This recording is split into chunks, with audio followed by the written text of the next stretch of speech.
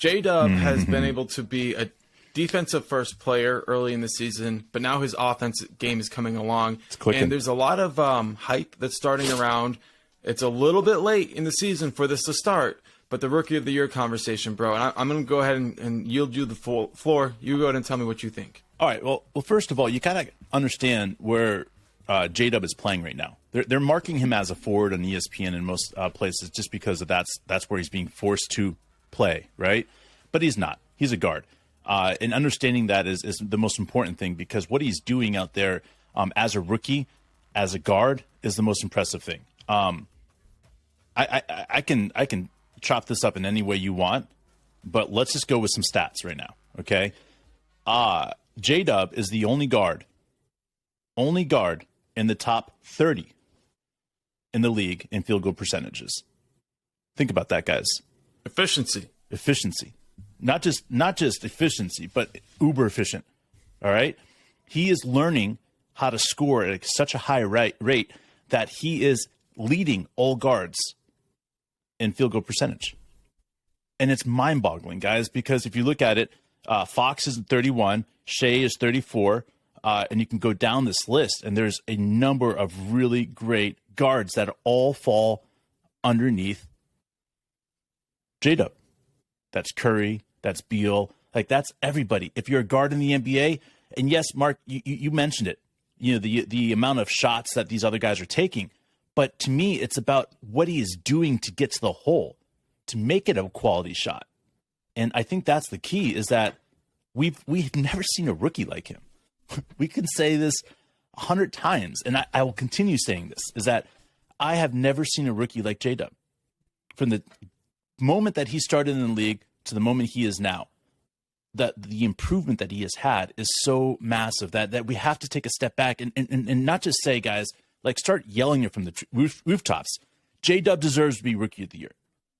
There is no doubt in my mind the way that he is allowing us to even be in the playoff conversation, guys. Think about that. JDub has played so well. He has put us in a playoff position right now. What other rookie's done that this year? Right. And on top of that, guys, he's done it at leading our team in field goal percentages with Shea on the team. Right? Mm-hmm. Like, he is at an incredibly high level. Not only that, but he's playing such incredible defense that he's going to be in talks of being in the all-defensive team this year, guys. In talks. I don't know if he'll make it or not, but he'll be in talks about it because of what he is doing. He is that big of a lockdown defender that he's guarding LeBron James, that he's guarding Damian Lillard, that he's guarding Beal, that he's guarding across the board. He had to guard Curry the other night, and then he had to play Clay, and then he just gets thrown across the board, and he does everything that he's supposed to and gets out there and plays so hard and so well. How can you even say that there's another rookie that's even equivalent to him right now? There's not. Yeah, I understand Paolo is a great rookie. All right, he's a great scorer, okay? But can he hit a three right now? Hell no. Can he play defense? Not like JDub. Definitely not like JDub. Okay, can he score more points than JDub right now? Yeah, sure. But slightly if you only look in the last 10 games. And it takes him, like, he gets like 1 point per shot for those extra shots. So he averages, 5 more points a game, and he gets 5 more shots? Like, 5 what would to 7 JDub more shots do a game, with those man? 5 more shots? Obviously, he's efficient enough that we can extrapolate that it would be pretty nice. He's the next level player. And when I come out and say that I believe that JDub is going to have a legendary rookie or a second year season, it's because I feel like he's already having a legendary rookie season. Right. I'll put it like this. The Oklahoma City Thunder, we've had some incredible rookies through the years. Not one of them is equivalent to what JDub is doing right now. Just think about that, guys. Not one of the rookies that we have had is equivalent to what JDub is showing that he is capable of doing. And that's KD, that's Russ, that's James Harden. I mean, that goes down the list. I have no shame in saying that JDub is the best rookie that we have ever had. So why is it that it's so hard to get him attention? Why is he not getting more love? Is it the Santa Clara thing? Is it the Thunder thing? Is it people's expectations of the team were so low, or what? Well, let's just put it out there. JDub comes from a small market college to a small market team. You know, he was an underrated guard going into the college process. I think he was like, what, 6'1" or 6'2" when he was going to college and grew like an enormous amount of inches. So, like, he is an underdog in every stretch of the imagination. Like, some guys have it.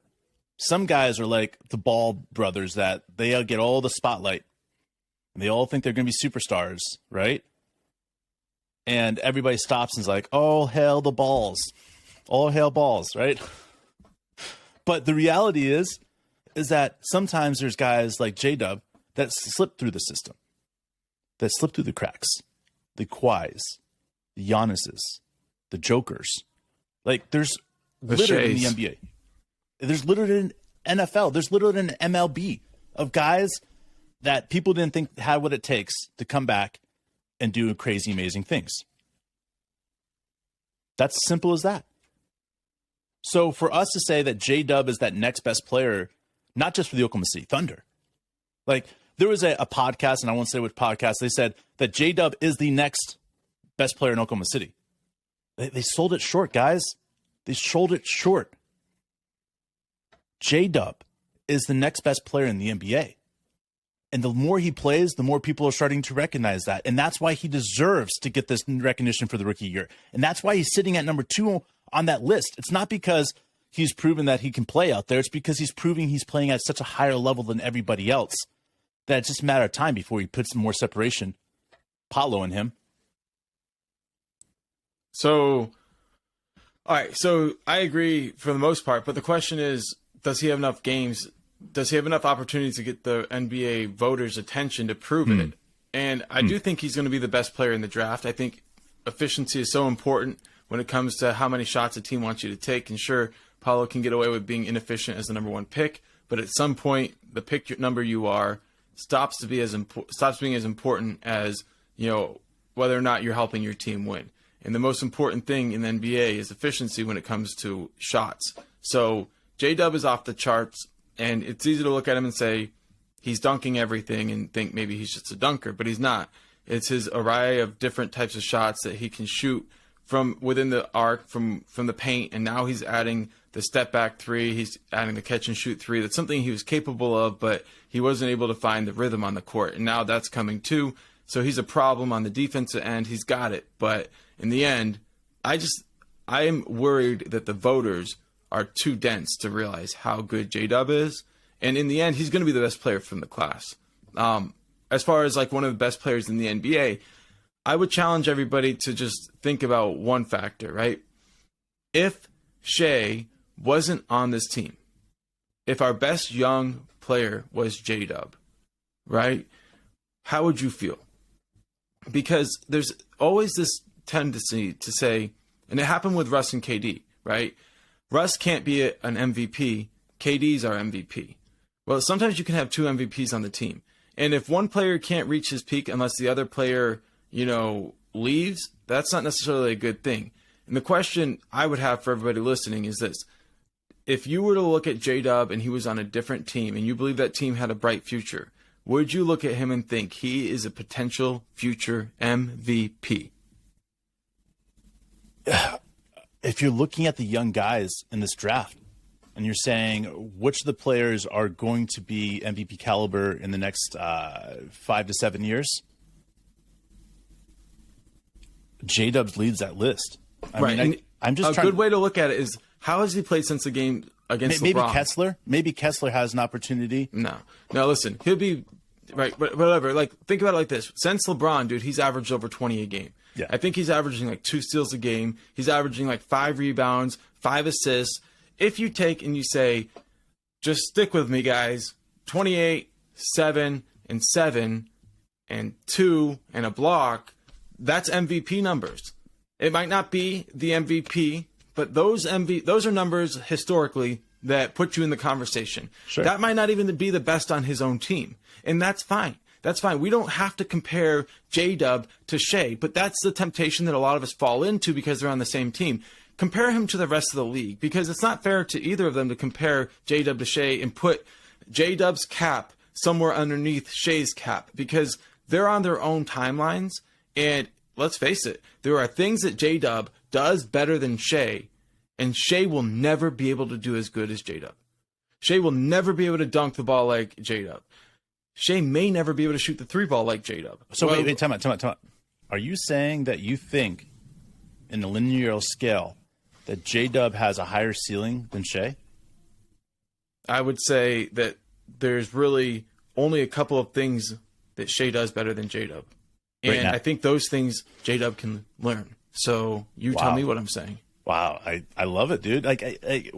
Listen, we're not the only people On top of that, saying... bro, if you look at where Shai was when he came into the league, at doing the things that he does well, and you look at where JDub is far above where Shai was at that same point. Sure, but they are different in ages as well. They are different in ages, but think about it like this.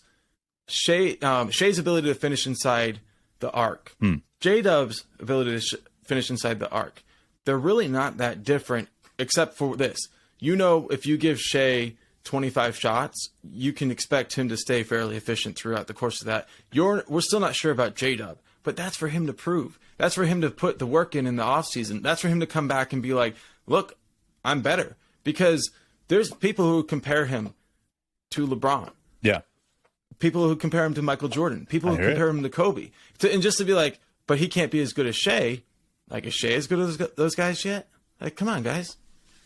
Listen, I love it, man. I love the hype train. I love thinking about what he could do and what he can become, because I do think JDub's special, and not just special. I think that in time, time will tell how good he is. But I've never seen even a second-year player get to the hole like him.